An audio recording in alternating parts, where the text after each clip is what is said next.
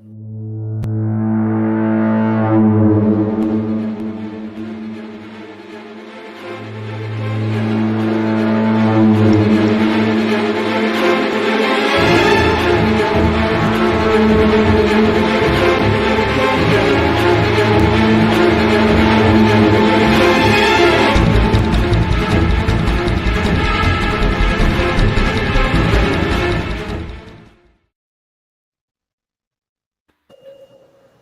we live. What's up, fellas?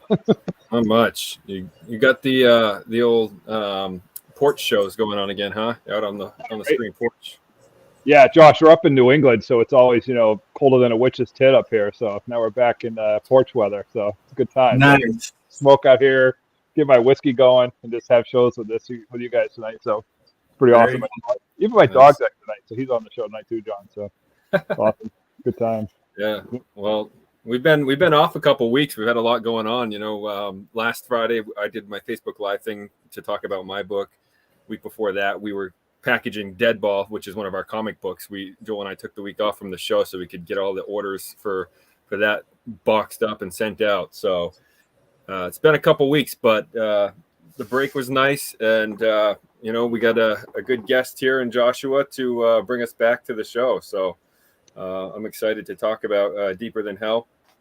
And you were so kind enough to send me a digital arc ahead of time to read. And man, what a wild book. I had seen some blurbs for it, so I had a feeling I was getting into something pretty crazy. I loved it. I know you see me on social media bragging about it, but it's a wild ride, and I know we'll talk more about it. I don't want to spoil too much either, but thank you so much. I mean, I'm just really heartened by the wonderful reviews I've gotten so far. 4 and 5 star reviews, great thoughtful words from you, and I'm like, imposter syndrome is real, guys. So hearing praise from strangers really means a lot to me. I appreciate it. Yeah. You and I are in the same boat as far as like this. This is our first book, both of us, right? So yeah. I think that imposter syndrome never goes away, but for newbies like us, I think it's probably a little amplified. So totally. Hey, can I tell a quick funny story? Yeah. It's about your first book, John. I already told you. So, I ordered John's book. It's getting a lot of great buzz. They're talking about it in groups. John's doing a great job of promoting it. So I'm all right. The Cursed Among Us. I'm ready to check it out. So I ordered it on Amazon so it'll arrive on release date. So I open it up, right? And I'm like, my boy wrote a nice slim novella here. It's missing pages 20 to 220. There's only like 40 some pages even in this little thing. Like the spine doesn't even fit. It like flows over onto the front and the back. Anyway, I'm going to return it. I already got my replacement copy. I'm going to return this. I just thought since I was going to be on the show with you, I had to show you, like, look what they did to your baby. Oh my God. Honestly, when you held it up on your picture that you sent, I couldn't tell that it was too thin. It looked fine. Yeah. Yeah. Oh man. And I hadn't even realized at that point, I thought, hey, bold, nice short novella. This is going to knock my socks off in one sitting. And then I realized, like, it goes from chapter 2 to chapter 29. That's interesting. Nice. That could be the rare, the rare misprint edition, right? So when you're famous, John, that could be the very rare alternate copy. That's true. Maybe I'll put it in the safe. There you go. Well, I was looking because I got my box of books today to send out for the author copies, and I was like, after seeing you say that to me, I was like double checking every single one of them. I'm like all sketched out now. It was just a one shot because our buddy Sean Durger, he got one on publication day too, and I called him up, Facebook, and I'm all, did you get a complete copy? Because this is what happened to mine. He's like, no, mine's full. I'm like, well, hell, I got this crazy one. Yeah, this misprint. Like a misprint coin can be worth thousands of dollars. So yeah. I'll hold on to this. Yeah. The middle of the book's still in the mail. It's like a choose your own adventure, but it's a choose your own novel. Totally. You know, if I had, just imagine if I had read it and gone from page 2 to page 29, you know, it doesn't make even a complete sentence. I looked, but how confused would I have been being like, the fuck? You smoke before you leave. Yeah, just like, what? Yeah. There aren't even 40 pages in it, man. It's so funny. Hey, I told you I didn't want fluff in it, you know? It's there you go. Hey, Rosario, he's usually our co-host here, but he's in the country. He said he doesn't have good connection, so Brazil. He's in Brazil, Joshua. So he's in the country of Brazil. So wow. Greetings, and glad you're at least watching along, Rosario. Glad to have you here. Yeah, well, and we're not here to talk about my book. You know, I don't want to be that type of host. So, you know, we're here to talk about your book. So, and again, this is your debut as well. So it blows my mind, you know, that, you know, to see that quality of work in your first book. So, you know, I definitely want to talk about your background too. You have a pretty interesting background leading up to this, but before you wrote Deeper Than Hell, did you dabble in trying to write, you know, on the side while you were doing, you know, the Dread Central stuff and all that? Yeah. You know, like you mentioned, Dread Central, most people know me from Dread Central. I was editor-in-chief for 2 years, 2019 through 2021. I resigned when my son was born so I could do a paternity leave and whatnot. But what most people don't know, you know, I did journalism for 10 years, but before that, I was in a creative space. I got a creative writing degree from UC Santa Cruz. You know, I had dabbled in poetry and fiction. So yeah, and a crazy thing about Deeper Than Hell, I actually wrote it a few years ago. And I just put it on a shelf because once I started working on Dread Central, I was just so devoted to that. All my efforts went to Dread Central. So it was only when I was on this extended break that I took it out and I dusted it off and I, you know, sent it out to a few places. And I'm just so stoked that the folks at Encyclopocalypse, Sean Durger, that he liked it enough to, you know, back it. Yeah.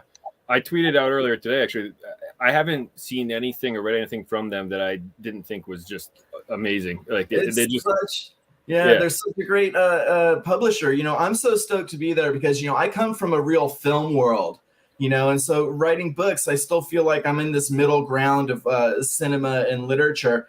And, you know, Encyclopocalypse, they're really well known for releasing novelizations of horror movies. Yeah. So it's almost perfect that I'm there. And I'm actually hoping that now that I've got my foot in the door, I might be able to do some of these novelizations. Because how fun does that sound? You know, working off of a script and just absorbing the film and then adding a few of your own creative elements. I would just love to do some horror movie novelizations for them.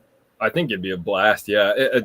Sean, you know, tweeted out, you know, how difficult it really must be to like get into, you know, you're not just copying a screenplay. You're actually, you're diving deep into the mindset of these characters from the book, right? Like they just published Manborg today. Joel probably knows that movie. He knows all the obscure movies, but they just published a novelization of that today. So, yeah, you have to really love a film if you're going to do the novelization. You can't be thinking of it as like, you know, a chore or a paycheck. You have to really love a film to be able to put yourself in it like that. Yeah. To be its voice. Exactly. So speaking of the voice, I mean, the characters in Deeper Than Hell are they're just so unique and, you know, so well fleshed out. I don't know if I think I mentioned this to you in private. Joel, Drew reminds me of Joel, you know, as far as he knows all these facts, all these conspiracy stories, you know, like he's like, hey, do you know about this and this and this? And he's talking to Sonny, the main character. And I'm like, that is Joel minus the drugs. But, yeah. Well, I love conspiracy theories and rabbit holes. I watch a lot of YouTube videos, you know, and I don't believe them all, you know, but it's kind of fun to get into that headspace, and some of them really make you scratch your head. So yeah, I love conspiracy theories, and obviously, you know, Hollow Earth is kind of like the foundation of all the conspiracy theories in Deeper Than Hell, but. I love them. I love these rabbit holes, and I threw a bunch of them into Deeper Than Hell. Yeah. Every time Drew goes to tell a story about one of them, I'm like, "There's Joel again." Like, I'm serious.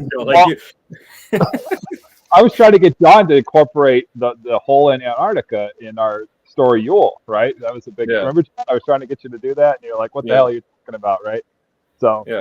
I'm like, Joel. I'm like, there's this plot hole in the comic to get from point A to point B, and like, he didn't have time to look this up in between. He literally responded via text within seconds, and he's like, yeah, well, we could use this blah blah blah, like this story, and it's like this conspiracy theory that would like fit. I'm like, how do you just know that off the top of your head? Like, it's wild. I bet that same one was in Deeper Than Hell, because I do talk about Admiral Byrd and his expedition over Antarctica and landing in Agartha. So yeah, that's in there too. Yeah. And did you know about? You probably know about this. There was that. There was a military flight where they had to go rescue someone on the other side of Antarctica, and they were told specifically by their commanders that they weren't allowed to go over this particular space. But if they went out around, the guy that was injured was going to die. It was like a med flight. So they're like, fuck it, we're just going to go over the thing. So they got in huge trouble. Like, why couldn't they just go over this thing? Like, it's kind of suspicious, right? So it's funny. So one of the things, if anybody doesn't want Yule spoiler earmuffs, so I don't know if we'll go here or not, but I was thinking about having Santa Claus live on the North Pole. It was actually a disinformation campaign this whole time, and he actually lived in the South Pole in the hole in the middle of the Antarctica. So that was kind of like cool. a gap, right? So just a big disinformation campaign that Santa's on the. There's a lot of stuff about Antarctica. The pyramids, the UFOs, but there's also this one thing I heard again. I don't know if it's been documented, but there was something about an energy pulse. I think from this same area, this like kind of restricted area that kind of like knocked a satellite out of orbit, at one point, and they were able to maneuver it back. But they're like, what happened? So Antarctica's fascinating. None of Deeper Than Hell takes place in Antarctica, but it is mentioned as one of the primary conspiracy theories, hollow earth theory, just the idea that there are connections and worlds beneath our feet. Yeah. It's wild. And, the longer, pretty early on what you're probably getting into, but, obviously the more the book goes, he just gets deeper and deeper into this, right? So literally and metaphorically, yes. Exactly. He just keeps falling down, down. Yeah. So I'm pleading ignorance here, but in Vegas, is that like a legit thing? Like I know like that the homeless live underneath the city. Yeah. Wow. Yeah, there is a population in Vegas. They're storm drains, and they're made to protect the casinos from flash flooding. So there's an inherent danger to living there, but a lot of people feel safer there than on the streets. You can actually kind of like build yourself a little shanty. These people feel less homeless. But yeah, I first heard about the idea. There was a documentary called Dark Days that came out in the 90s, and it was about a community that lived in one of the Amtrak tunnels under New York City. And then I read The Mole People, a nonfiction by Jennifer Toth. I don't like the term mole people just because I think it dehumanizes, but the book itself is legit. She didn't coin the term. She just, that's a common term for people who live underground. I just personally don't like it. But no, in her nonfiction book, she talks about hearing rumors about, societies that barely even come to the surface anymore. No proof of it, kind of like the things that the old tunnel dwellers whisper about that no one can really confirm. Just fascinating to me. And then, I'm sure I saw like a Vice documentary or something about the tunnels in Vegas. And, I've actually been to Vegas. So, I actually had that as a real point of reference. So, when I thought about what kind of, story I wanted to tell, this idea of people living underground, Vegas just felt like a legitimate jumping off point. And I think it worked great. Absolutely. Yeah, absolutely.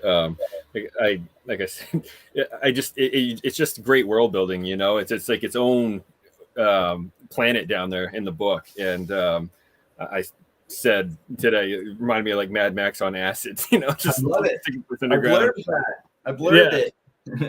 Yeah, that's great. I mean, seriously, like those type of movies where you just feel like you're in this different planet, basically. And I just got so caught up in the world you created there. So thank you. Yeah. You know, and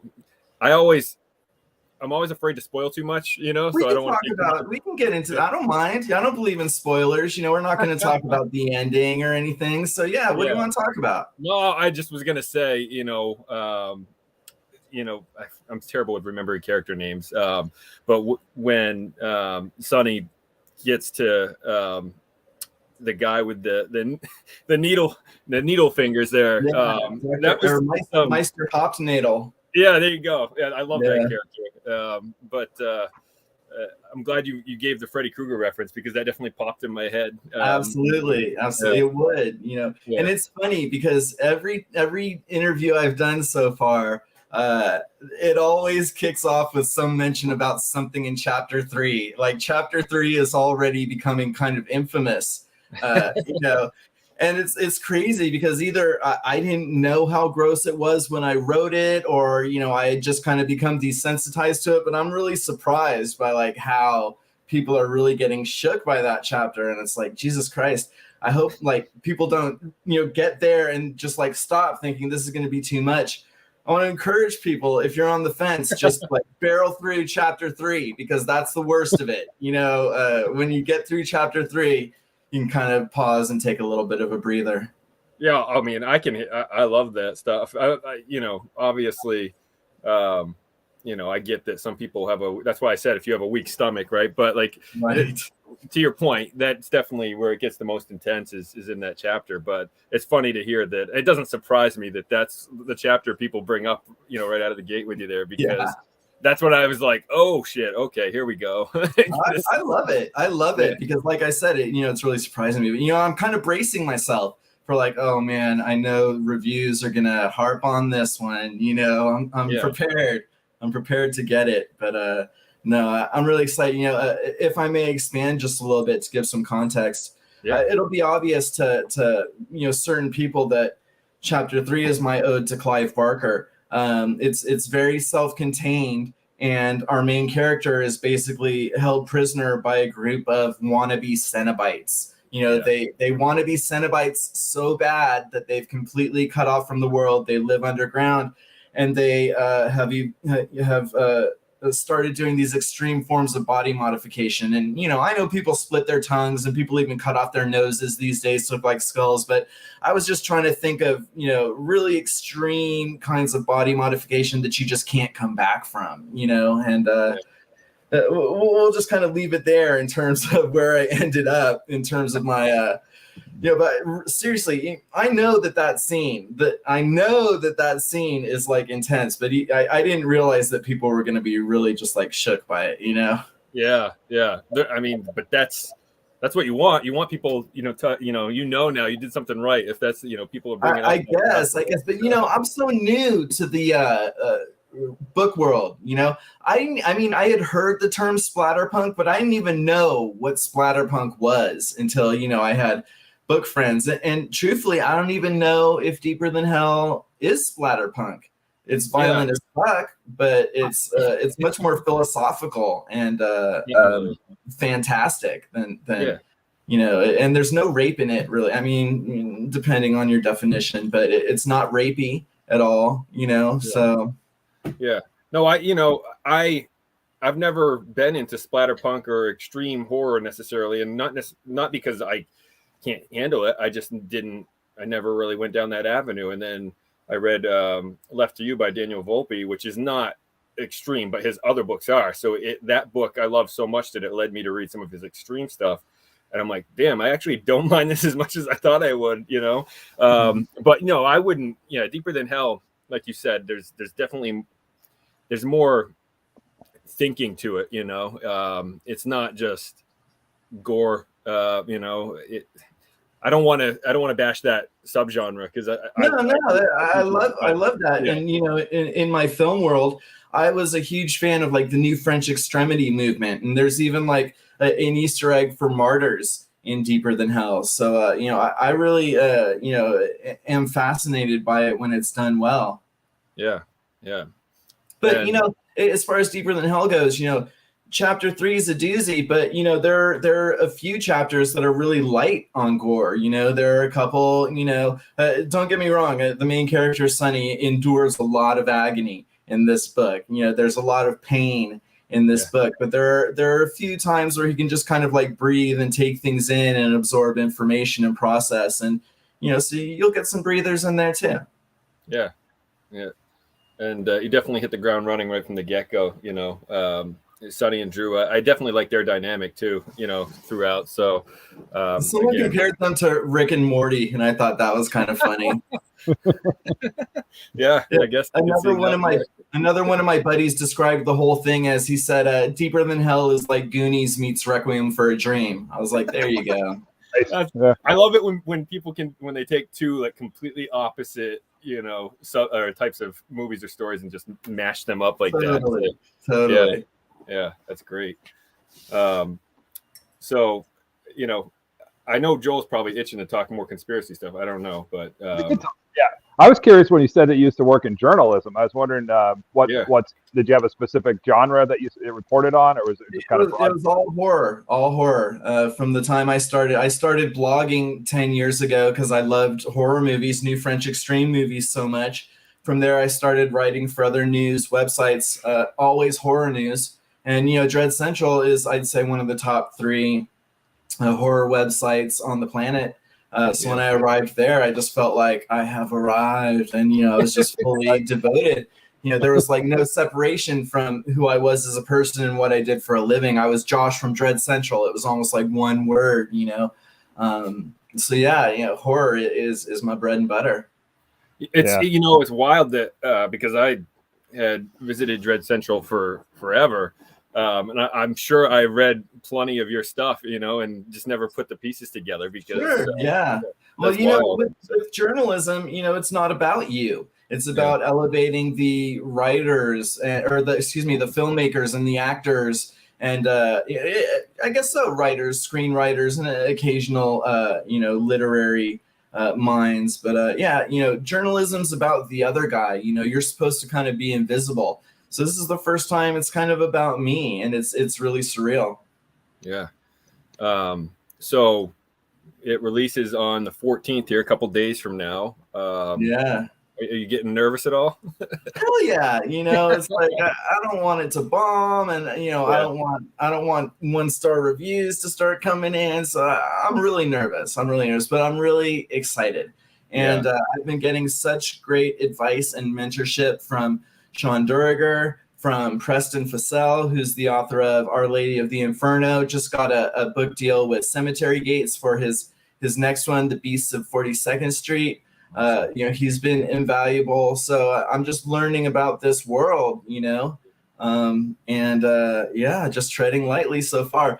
But yeah, of course I'm nervous, but I'm really excited too, because, I don't even have a physical copy yet, so I'm just I can't wait. I can't wait to get my little fingers on it. And if I may say one thing about the eventual physical copies, it's got a great cover. And that's by Christian Francis, who's also Encyclopocalypse author. It turns out, and he didn't even want people to know that he was a graphics designer and artist for a while. He only kind of like came out as an artist recently. But I think he did an amazing job on the cover of Deeper Than Hell. Yeah, you can't see it right now. But let me tell you, like the longer you look at it, the more it might come into focus. It's actually what you're looking at is a syringe full of hell, and you are inside of it. That is so awesome. I'm going to try to bring it up here. I do like the cover. There's a few books that I'll read the digital version for and still want to buy the physical copy. And this is definitely one of them because I love fantastic. Yeah. Why am I not getting it here? I swear when I Google it on my phone, it popped right up. And now when I Google on my laptop, of course it's not going to come up. You got to change your algorithm, sir, right? They're going to sell you a toaster oven instead. Yeah, right? It's showing me pictures of zombies when I type Deeper Than Hell. So let me type in your name, Josh.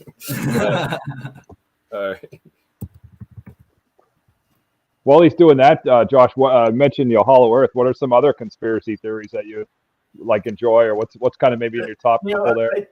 I do some of the big ones. I do, the whole Groom Lake Wonderland, deep underground military base. There's a whole chapter down there where I try to kind of subvert the standard spin on aliens even. I don't think this is too much of a spoiler. I think this one might make interesting conversation. Like, I kind of flip the whole thing on its head, and in Deeper Than Hell, the characters discover that there really are no such things as extraterrestrials, that there has never been a society advanced enough for interstellar travel. So what we think of as extraterrestrials are really intraterrestrials. The Greys and the Tall Whites, they're all just basically goblin tribes who live underground. And the government knows this, but they like to perpetuate the myth of intergalactic aliens because that will keep people calmer than knowing that they're actually right below us and that we are not the dominant species on the planet. And the aliens like the misconception as well, because they like the fact that people see them as these godlike beings that can transverse light years, because Deeper Than Hell kind of sticks to the dead alien theory, which says that, any significantly advanced society will become extinct before it can master intergalactic travel, because it'll deplete all its resources. It's kind of like you get too smart for your own good. So that was a theory that I really dove into and tried to flip on its head. And look, I know I'm not the first person to talk about aliens underground, but I think other people have kind of thought of them as different races and stuff. But I kind of made aliens something else completely. There it is, Deeper Than Hell. Yeah. Inside a syringe full of hell. That's awesome. That's I so could cool. see that. Yeah, that's awesome. Yeah, And, I got to talk for the 4.7 reviews, by the way. I made sure that the high rating was showing next to the cover for you. So. I got to follow up Josh's comments about aliens and intra, right? So on a spectrum, right, we can only see infrared to gamma, right, in terms of our color spectrum, things that we can see. It's quite plausible that there's other things that are around us that can oscillate at a frequency that's beyond that range. And if they did so, they'd basically become invisible because we just couldn't record them. So completely, they're saying, like, it's like waving your hand over a slug, right? It doesn't really know you're there, but you're still there, right? And people have those experiences with seeing deities and entities through, like, psilocybin trips and things like that. And they've proven medically it doesn't add things to your brain. It just opens up filters that are otherwise shut off. So it's quite plausible there are other things that are around us all the time, but we just can't see that shit. So totally. Absolutely. Right? That's kind of the plot of From Beyond, the H.P. Lovecraft story, Stuart Gordon film with Jeffrey Combs and Barbara Crampton. But I think there are aspects of that, not specific, not overt, but in Deeper Than Hell, Sonny's always high. There are very few times when he's not high. It's amazing how he continues to get high, even though he's like, miles underground, but yeah, he still manages to get high almost at every turn, whether it's people drugging him, whether it's, on some strange fumes coming out of the ground, whether it's, he was stung by some weird beastie, he's always high. And that's kind of like, it obviously affects what he's seeing, and he comes across some very otherworldly fellows here and there. Yeah, for sure. Yeah, Joel, you'll dig the book, man. You gotta. It's on my list. Yeah. My schedule's freeing up a bit. My reading stack is getting outrageous, so I'm excited. I know it. I'm already getting a big stack. Well, what I like to do is invite on the people that that, like, your book got thrown to the top of my list, obviously, because I knew I was having you on. So that gives me motivation to push books up when I know we're going to have someone on. So that's my thought there is, let's get someone on that I want to read their book so I can push it up to the top. Hell yeah, there you go. Well, look, one thing I can say about Deeper Than Hell too, because I know, time is a resource to everyone, but it's a nice slim read. It's barely over a novella. You can probably knock it out in a sitting or two. That's kind of how it's made to be absorbed, because it is this kind of like Alice in Wonderland experience that, it's just, at the end, you can just kind of like, take a deep breath and go, whoa, that was crazy, you know? Yeah, I think it is a great length. I think, you know, you've probably seen this, right? And novellas and, you know, short novels are becoming so big now. It's like the attention span thing, right? We were talking about this with Ronald Kelly when we had him on. Is he prefers to write shorter books like this too, because you can just wipe out the fluff, you know. And totally right back in the 90s, really, publishers told him to add pages because it didn't hit a certain, you know, and he's like, okay, you know, I'll do that, but it's not necessary. But well, my years as a journalist, if they taught me anything, it's how to trim the fat, you know, and it's essential. You know, everyone's time is limited, so you have to make sure you don't give them an excuse to put it down. Like, oh, you know, this is what the characters are watching on TV. Come on, dude, you know, throw it aside. Like, it's almost like every sentence has to be a hook because, you know, there are so many other things clamoring for people's attention. So yeah, Deeper Than Hell is lean and mean. Yeah, for sure. Yeah, I appreciate that. My ADD totally goes with that because you know, other authors, you know, they'll spend 3 pages describing how someone pulled the trigger on a gun. You know, it's like, okay, dude, he shot a gun. Like, we get it. You know?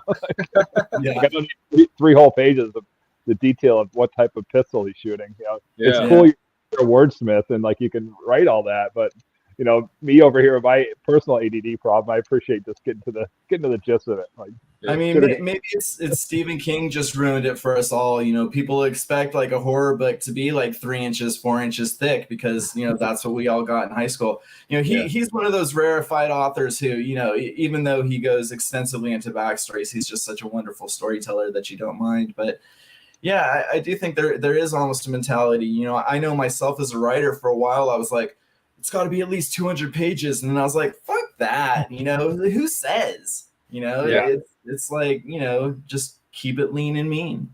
Yeah. And honestly, like a lot of these indie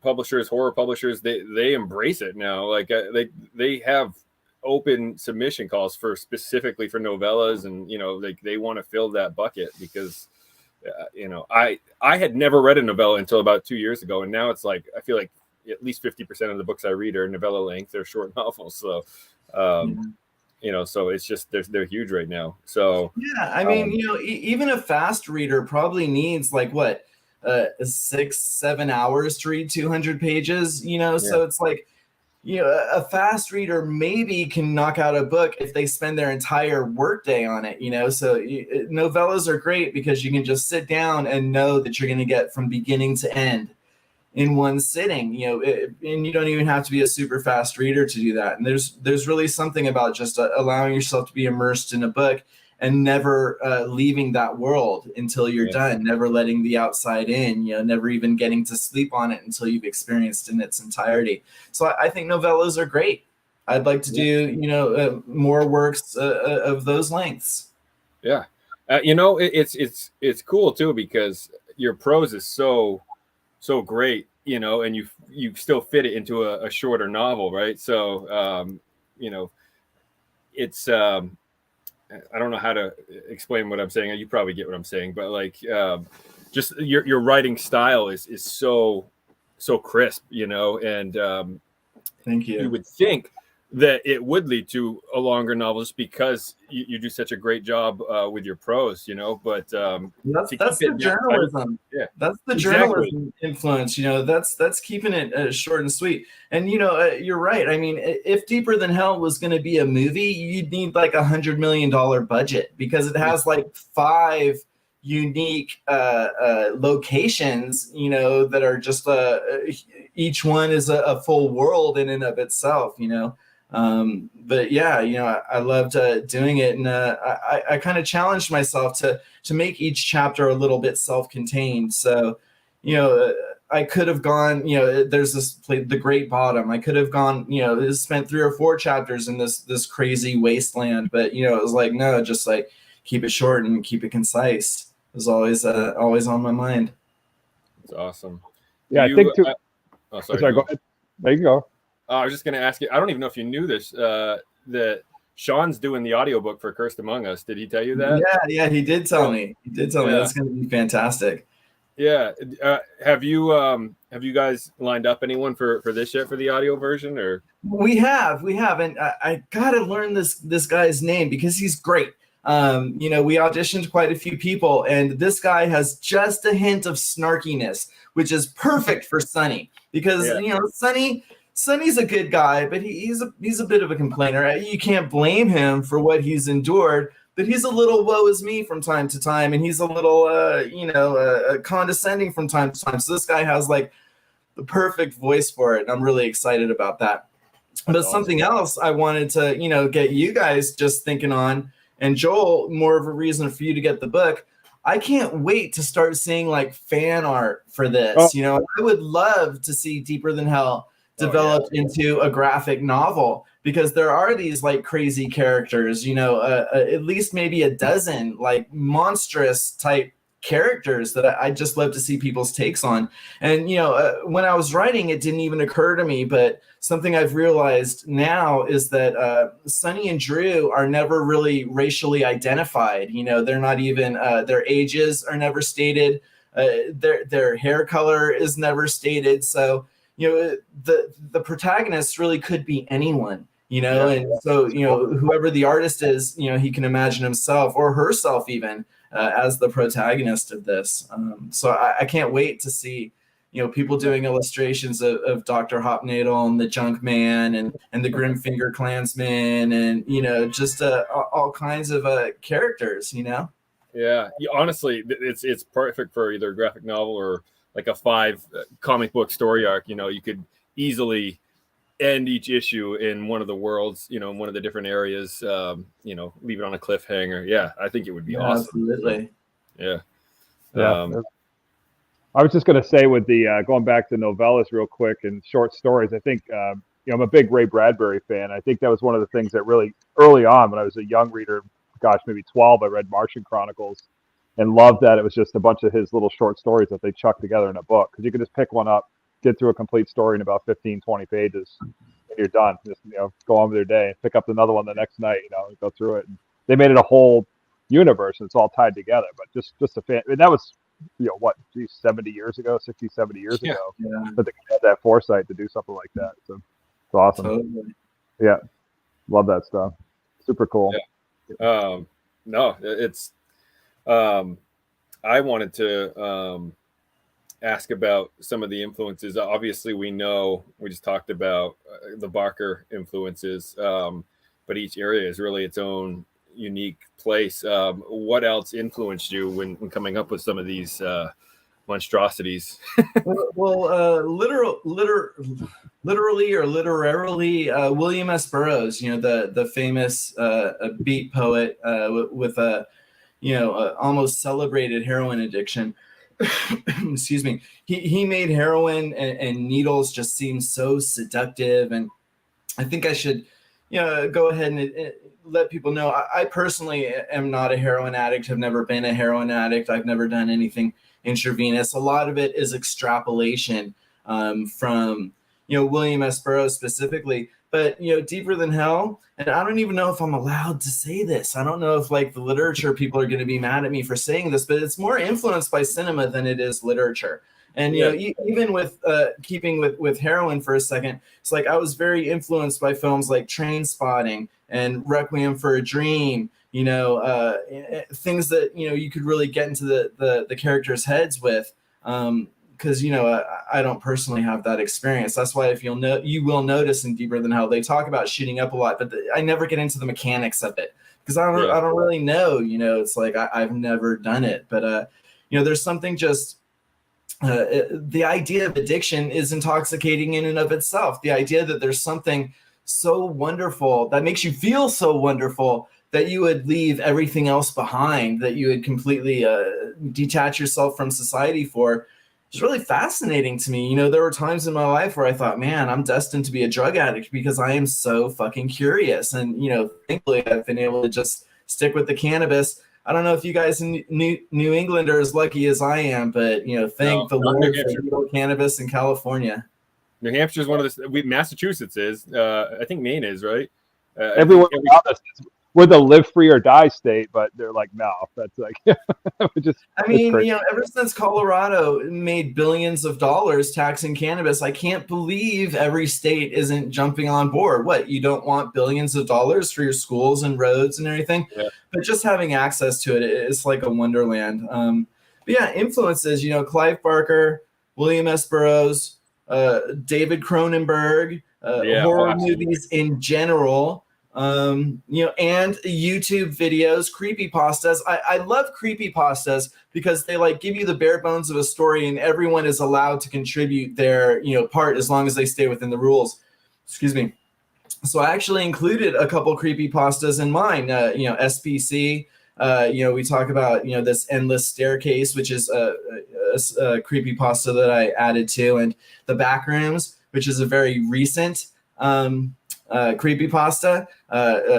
Deeper Than Hell references the back rooms, so it exists kind of in that world as well. It adds a little to the mythology. So I was just inspired by so many different things, and also it's the first novel I finished, so I kind of wanted it to be about everything. I could have just used my psychological horror influences, or I could have just used my sci-fi horror influences, or just my body horror influences. But I just wanted to include all my influences, why not? Yeah.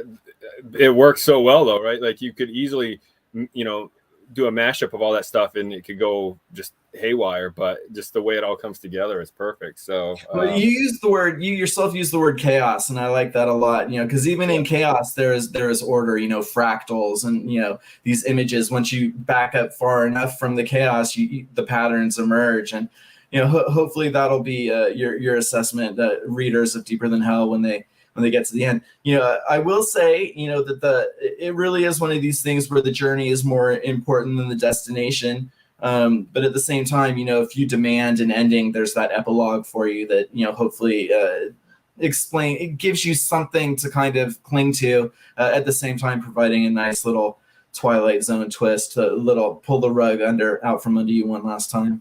There you go. Yeah, I love a good epilogue to do that. Like the book could technically be the ending, but then the epilogue just, Exactly. Because it's first person from Sunny's point of view for 11 chapters, and then you get a completely different character, a woman. And, for the audio recording, we actually will have a woman doing the final chapter. So that's awesome. Mm-hmm. Yeah.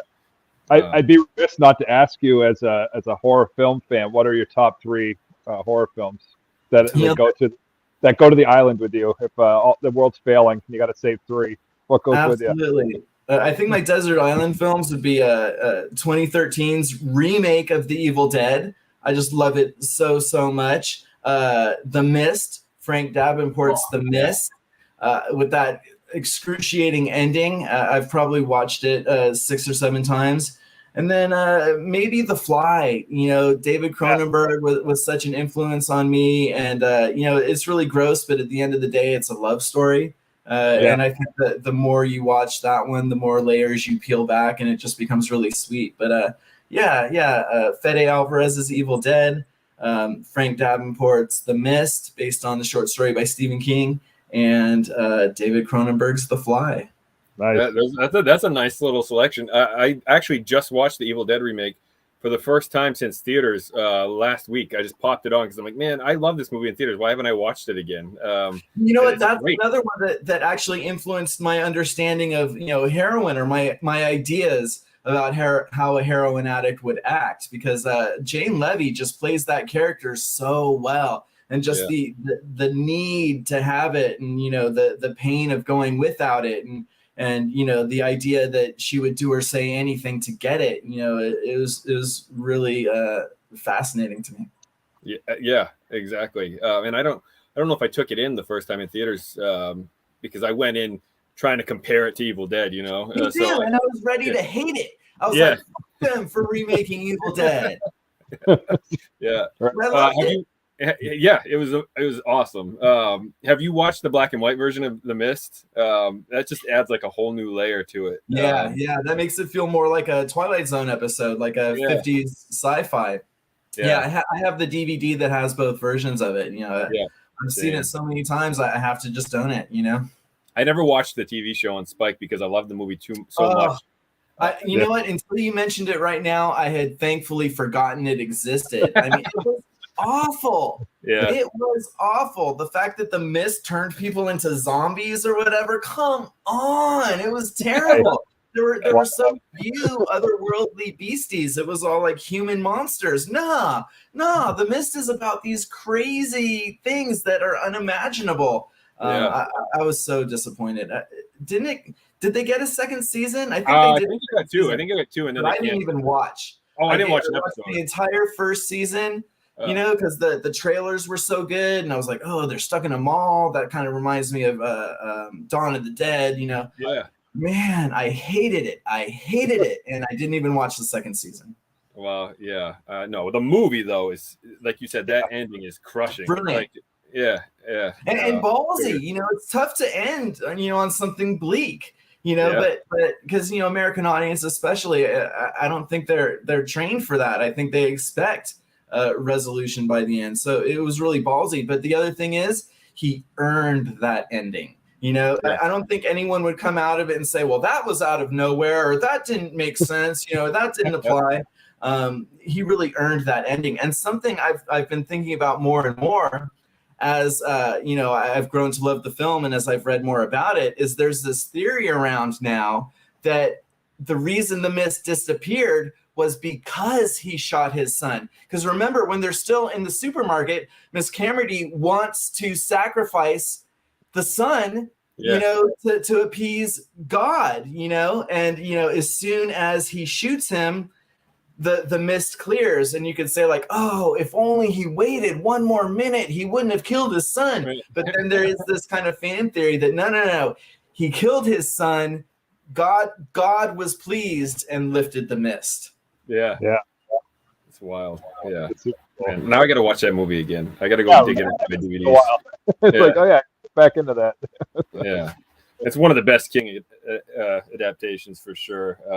It's I hadn't actually read the short story until the movie was coming out. I like to read it first, so when they were making the movie, I'm like, oh, I haven't read that story, so I went out and bought it and then read it before, and they did such a good job of adapting it. So I kind of like doing the opposite. I kind of like watching a movie based on a book, because then I think you can enjoy the movie, and then I think the book adds to it. I think when you watch or read the story or read the book first, you're doomed to hate the movie, because come on, even the best movie can't take a 200-page novel and deliver the same emotional impact in 90 minutes. It just can't be done. I got to do that. Yeah, because every time I'm like, oh, they didn't do this. They didn't do. My wife probably hates me because she doesn't read the book. So I'm like, I'll pause it and I'll be like, man, and then she's hit play, John. I'm like, it becomes a completely different experience, So if you haven't already read it, I think it's better to watch the film first. And if you're curious about the story, then read the book. And it's like all of a sudden the story expands exponentially for you. Yeah. I can second that, because you can go through the movie, and if you really like the movie, you're like, man, I wish there was more of that world. Well, there is. It's just in prose, right? So you got to go get it and read it. So, yeah, I'm with you there. So I can do that too. So, yeah, that's awesome. That's how we do it now. A lot of my world is, because I'm usually drawing or painting, is audio or visual like that. So I could put on, I'm working on my iPad, drawing on my iPad, put a movie in the lower corner, right? So it's hard for me to read because I need my eyes to do the drawing. So a lot of my exposure to a lot of stories is audio or visual like that too. Yeah, no, that's awesome. Yeah. I maybe I really should do that. I don't know. I because it's rare where I'm like, oh, the movie was better than the book. I don't know if it's ever happened actually. So, I don't think that's possible. It's a fool's errand. A movie can never give the same emotional impact as a book, as something you invest in, as something you immerse yourself in, something you block out the rest of the world for. Yeah. I read Dr. Sleep before I went to see that. And then obviously, Flanagan was trying to bring the movie and the book together, because obviously he put stuff in that tied in the Kubrick version of The Shining with the King version. So, I mean, I thought it was cool that he did that, but obviously reading the book first, I'm like, what the hell what's happening right now? Like, this isn't in the book. I got a Dr. Sleep story for you. Okay. I actually, because, I was working for Dread Central, I got to do a set visit to the. So they really did recreate that whole lobby area of the Overlook Hotel, almost like board for board, nail for nail. And Mike Flanagan himself gave us. I was with a group of journalists, gave us all like a tour. And it was just insane to be standing there and that iconic staircase there. And there was even like a blood stain at the bottom of the staircase where, Jack Torrance had landed. Then you go up the stairs and they had actually built a few hallways with the famous honeycomb carpet. And they had an oversized big wheel that they let us actually ride around through the Overlook Hotel on. It was like such an amazing experience. I got the full Danny Torrance experience, riding a oversized big wheel through the Overlook Hotel. It was an amazing experience, but that was before anything. That was before a lot was known about the film, so I wasn't at liberty to discuss it. I had to keep it under my hat for a year. I went to be like, they remade the Overlook Hotel. It looks exactly like it. You guys are gonna flip, but I just had to sit on it all.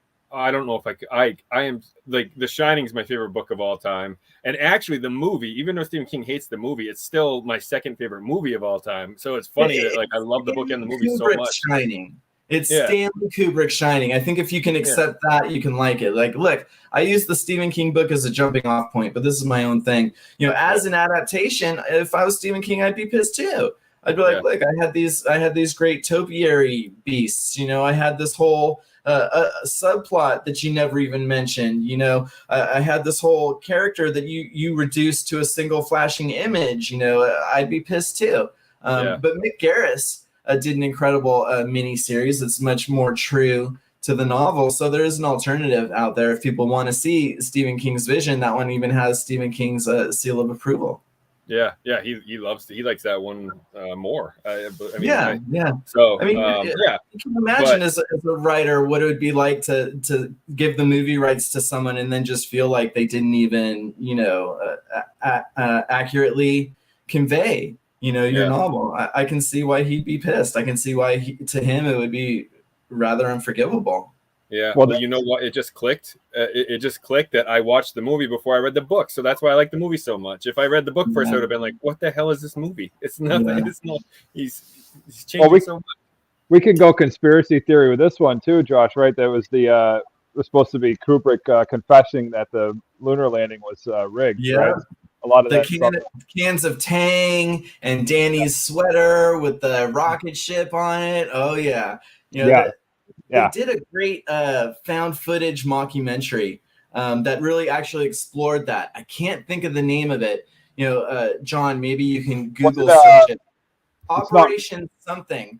And it's about, it really is about how the government hired Kubrick to fake the moon landing. We had the technology to blast off and to orbit the moon, but we were still about 6 months away from developing the technology to actually land on the moon. But it was so important to meet the Russians that they had Kubrick come in, and just for those few scenes, Operation Avalanche. Have you seen that? No, I haven't. No, just the other. It's so well done. And, in terms of found fiction lore, it's so forgotten and unnoticed, but it's made so well. And it actually goes into a lot of Kubrick's filmmaking techniques. Okay. Yeah, there's a lot of crazy shit with the lunar landing. Like their suits didn't have enough radiation proof to get through like a certain band through our atmosphere, and basically microwave to death if they had gone through it. The multiple light angles. Where like rocks have different cast shadows, like the emulsion of the film takes crystal clear pictures on the moon. There's no, because the temperature was so cold that the emulsion actually would have froze. And I can attest to this. My father was in the Korea War, so he was in North Korea, and I have photos that he took, and they come out like dog shit because it was so cold there. You can imagine how much more cold it would have been on the moon, right? Yet they have these perfectly crystal clear images of like them bouncing around on the moon and stuff. It's like, I don't know, man. Do I believe it? I don't know, but it's cool, right? It's fun to think about those things. So who knows? Absolutely. Yeah. There's things like that. Moon landing isn't in Deeper Than Hell, obviously, because we're going the other direction. But yeah, that conspiracy theory would totally fit into the world of Deeper Than Hell, where a lot of these famous conspiracies are validated. Yeah. Well, I guarantee you, Drew knows about it at least. Yeah. Yeah. Yeah. Well, this, I told you we go off on tangents, but this is good. I like it. So, Yeah, me too. Me too. Yeah. But yeah, we're coming up on the hour mark though, so I do want to be aware of that. But I always like to bring it back to the book towards the end, just to make sure we give you plenty of airtime about the book. So, so it comes out on the 14th. And do you got any other shows coming up to talk about it, or? Yeah, I'd love to talk a little bit about what I've got coming next. Deeper Than Hell obviously is all my attention at the moment, but Encyclopocalypse towards the end of the year is going to release a collection of the interviews I did over my years at Dread Central. So it's going to be a nice a book sort of thing, 50 interviews, some of the biggest names in horror from 2016 to 2021, a really unique time in horror, and through the pandemic. I think it's going to be great. I'm really excited that they, saw me as somebody who they could immediately sign up for 2 books. I'm also writing the authorized biography of Richard Elfman, who's Danny Elfman's older brother. It's funny because Danny Elfman has a cameo in Deeper Than Hell, but I didn't know Richard when I wrote that. And then I met Richard Elfman, and his brother's kind of a character in my book. But I'm working with Richard. I'm working with him. He's my source. It's an authorized biography, and we sat down together once a week over the course of months and ate and drank and just talked about all these crazy adventures he's had. The Mystic Knights of the Oingo Boingo, writer and director of Forbidden Zone, which became a cult classic when it was re-released on DVDs in the 2000s. He's currently directing a few films. He's just got so much going on. He truly is one of the most interesting people I've ever met in my life, and that he trusts me to tell these stories is just a real honor for me. That's not something that's going to materialize for probably about a year, but I'm super excited about it, and it's about to be on the front burner. It's about to be where I put all my attention. That's awesome. No, for now, it's all Deeper Than Hell, coming out this Tuesday. You can get it on Amazon. It's the first search result you get when you go to Amazon and Deeper Than Hell, and definitely check it out. And I can't wait to see what people think about it. And if you want to keep up with me, because I think I am going to have a signing in August with some other Encyclopocalypse writers. Follow me on Twitter at Josh_Millican, MILLICAN. And before you even think about letting me go, I really got to thank you guys, Joel and John, because it's been really great talking to you. And I love that so many people have been generously giving their platform to me, a newbie in terms of writing. So it really means a lot for me. John, especially the fact that you read Deeper Than Hell and that you gave it you put so much thought into it, gave such thoughtful responses, really, really absorbed it the way I intended. So that means a lot to me. Joel, I can't wait to see an artistic spin on some of these characters, man. I want to inspire you to, show the world what some of these beasties look like. And thanks for having me, guys. You guys are awesome. Oh, no, man. It's all our pleasure. We're happy to have you. You can hang on for a second when, after we go off the air too, if you want. Sure. Absolutely. But, get the book, guys. It's awesome. I loved it. It's a wild ride, and I'll still be buying the physical copy. I support you, support those guys over there, and like I said, I love all the books they're putting out. So try to support them as much as I can too. So. Yeah, Encyclopocalypse, great horror imprint. So glad to be at that company with those on that roster, and Mark Allen Miller and Sean Duriger and Preston Fassell have been so good to me and helpful for me, walking me through this. I really feel like they've treated me like royalty. And now coming up with the book about to come to fruition, I just have nothing but wonderful things to say about that company and that team. Yeah, that's great. And, congrats on your debut. I mean, it's a dream come true, right?